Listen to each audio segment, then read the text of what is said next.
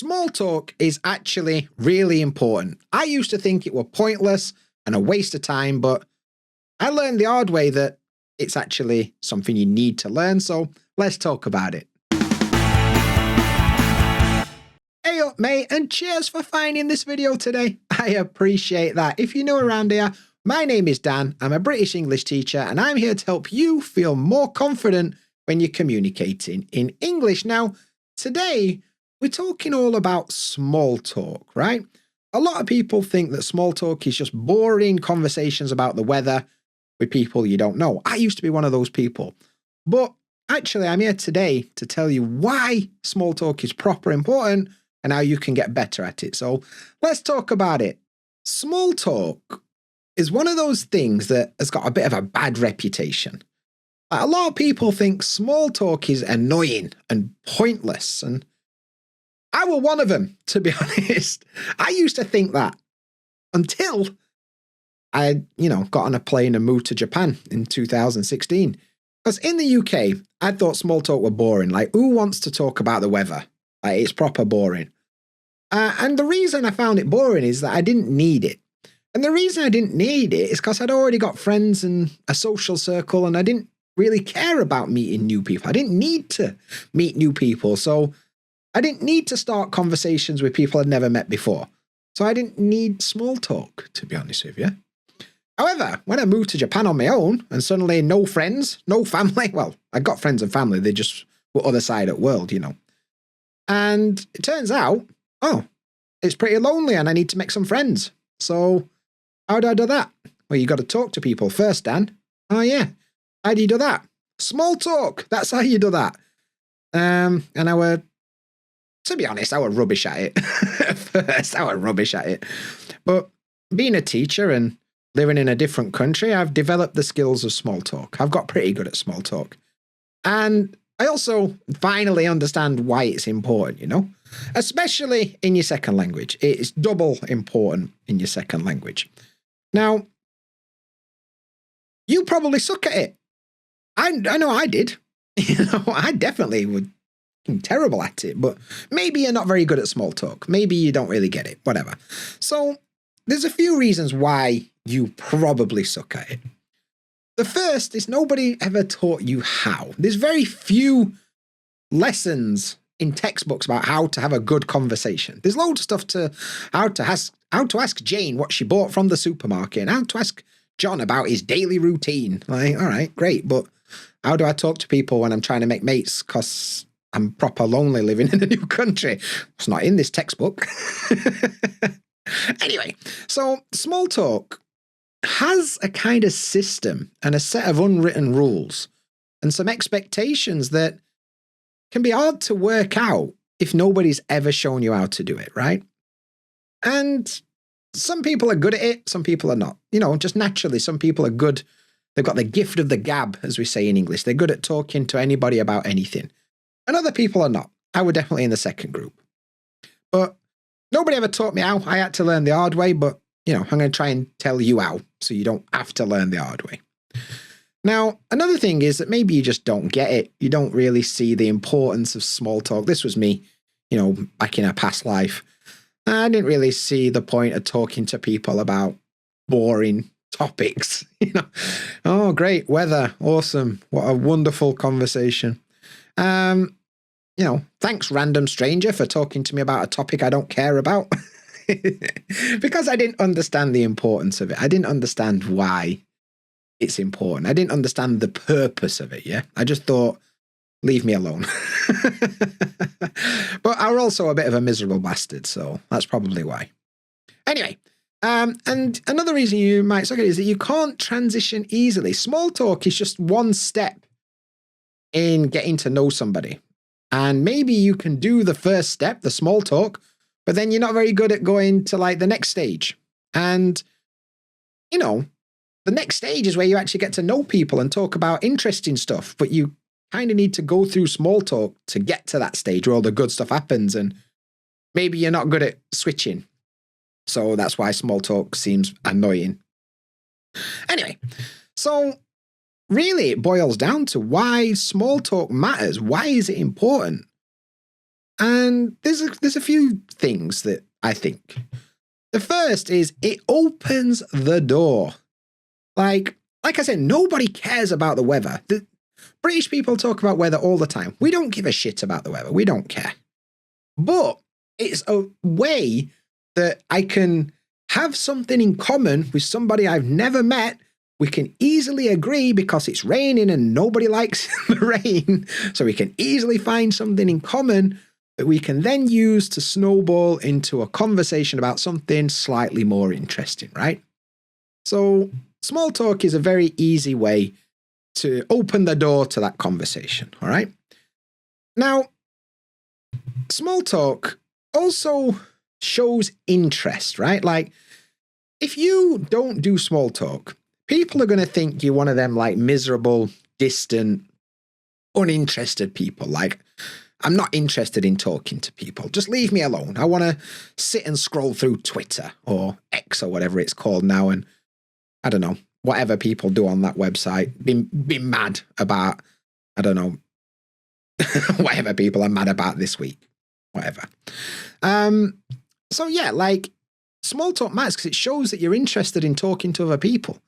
It shows that you're social. It shows that you're fun to talk to, not just some miserable bastard.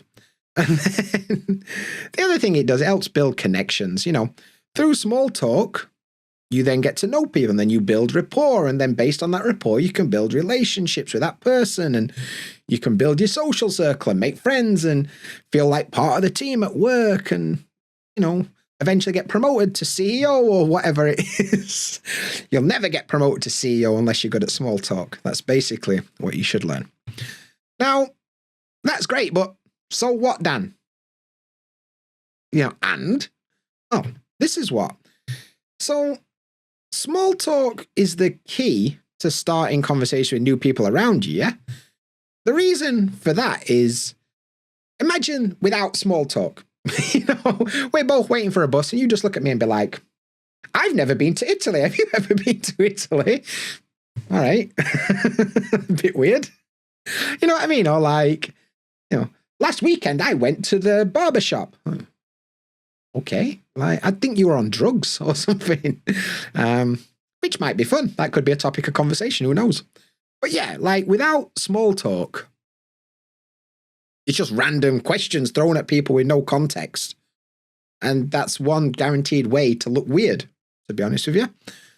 Another thing is that making friends is way harder. You know, if you can't start conversations with people because you don't like small talk, how are you supposed to eventually become their best friend? Magic? I don't know. Blackmail? I suppose that's a good way to become someone's friend. Blackmail. But yeah, like, it's going to be hard to make friends if you don't use small talk, right? And we know what happens if you can't make friends, don't we? You end up sad and lonely and you're in that apartment with 50 cats. We know why this goes. Maybe that lonely old cat bloke.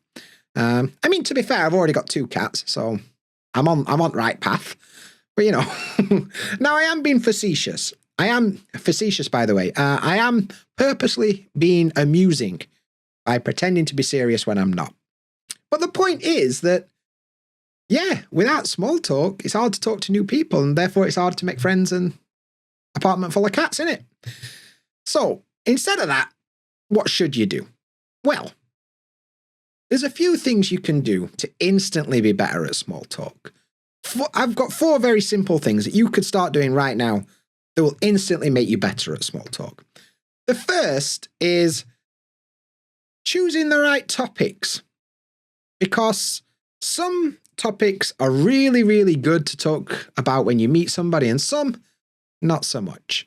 So, for example, bad topics for small talk are things like politics, religion, personal stuff, you know, gender identity, relationship status, and even football sometimes. You know, imagine you're in Manchester and you meet somebody like, oh, I'm a massive Manchester United fan, and they're a Man City fan. That conversation's probably not going to go very far, is it? So stuff that's very divisive or stuff that's very, very personal, probably not a good place to start a conversation, you know?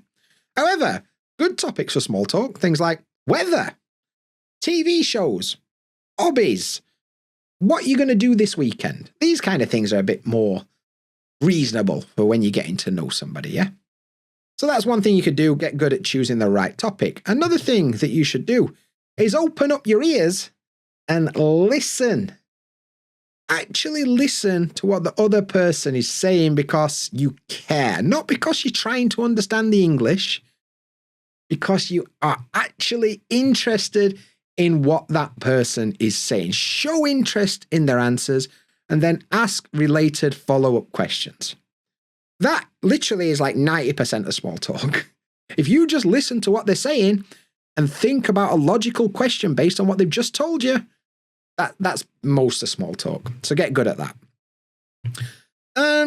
One thing that people often get wrong is they don't understand the steps of small talk, right? And there's kind of 4 steps for small talk. And I call them the 4 E's of small talk, right? So first of all, we've got engage. This is like the start of the conversation. Okay. Then we've got, I'm going to have to think about the 4 E's now. I can't remember what they are. Next one is second E. It'll come to me in a minute. I've gone blank. The second E is kind of like finding that thing in common, right? Finding that interesting topic to talk about. Step 3, I remember, is expand, where you go deeper to talk about that thing that you found in common and maybe talk about related topics. And then 4 is exit. The last E is exit. I can't remember that second E at all. So it's the 4 E's are engage, mystery, second E, about finding something in common. Then we've got expand and we've got exit. And these are the different stages of small talk, right? And understanding how to navigate each individual stage of small talk, like how to start a conversation, how to, build rapport with that person and get to know them a bit better, and then how to transition to deeper topics and how to end the conversation, right? A lot of people don't really think about that stuff. So if you can learn about that kind of stuff and get better at navigating each individual stage, you're going to get better at small talk. And one way you can do that is by learning frameworks. Like one thing I teach a lot of private students I work with are a bunch of different frameworks that make it easier. So one that I always teach is the ACE framework, right? So the ACE framework is how to start a conversation with somebody. And ACE stands for anchor, comment, encourage, right? The anchor is you need to anchor the conversation in something that's related to both of you, like the place you are, or the event that you're at, or, I don't know, the food you're eating, whatever it is. So what you're going to do, you're going to make a comment about that thing. Let's imagine we're in a park, right? And the anchor is the park, because that's something we both got in common. We're both in the same park. And I say, this is a lovely park. A, anchor. I make that comment, right? Then C is to make a further comment. And this comment is a bit more personal. I'm going to tell you something related to what I just said that's a bit more about me. So I start off with, this is a nice park. And then the comment might be something like, I love going for a walk in this park. Okay, so I told you something a bit personal about me. So A and C leads to E, encourage. Now I want you to come and join this conversation with me. Come and be a part of this wonderful conversation. So I'm going to encourage you to get involved. And the way I do that is by asking a question related to what I've just said. So I started off with, this is a lovely park. And then I said, for me, I love to come for a walk in this park. And then to encourage you to get involved, I'd be like, do you come to this park often? Great. Conversation started. Lift off. Great. Sorted.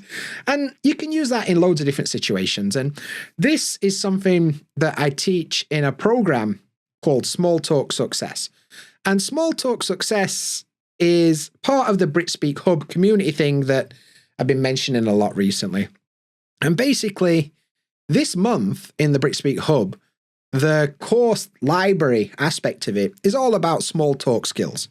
So when you sign up to the BritSpeak community, you also get access to my ever-growing on-demand library. Imagine It's going to be like Netflix, but for English lessons, yeah? So you can choose to watch whatever you want. And the first kind of batch of videos are all about small talk, which is ongoing at the point of recording this podcast. So as always, if you're interested, you can get involved. It's $19 a month for the basic subscription. The link is in the description. But move fast because that price is not going to stick around for long because I'm currently revamping. It's evolving. But once it's finished evolving like a Pokemon, get ready. So, but yeah, basically, those are some things that will make you better at small talk. And being better at small talk means you're going to make loads of friends and eventually become, I don't know, CEO or president or something. Sounds good, doesn't it? And now it's over to you. What is the most difficult thing about small talk? Let me know in the comments and maybe I'll cover it in a future episode. But first, I want to make sure that you're actually asking good questions when you're in a conversation. So check out this video next.